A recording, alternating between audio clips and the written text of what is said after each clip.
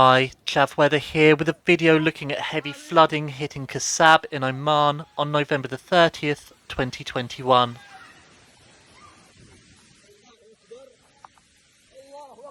Heavy thunderstorms caused floods throughout Oman, however flooding was particularly severe in coastal regions.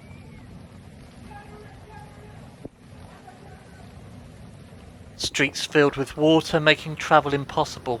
Houses were flooded, destroying possessions. Residents were forced to seek higher ground. The force of the water created waterfalls in nearby mountains and caused landslides blocking roads. Residents were advised not to travel to rocky areas.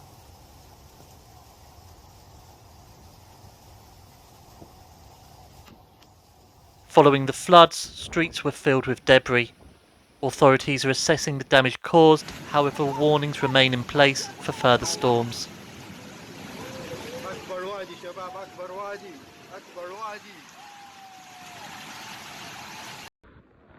Thank you for watching, with special thanks to my Patreon members.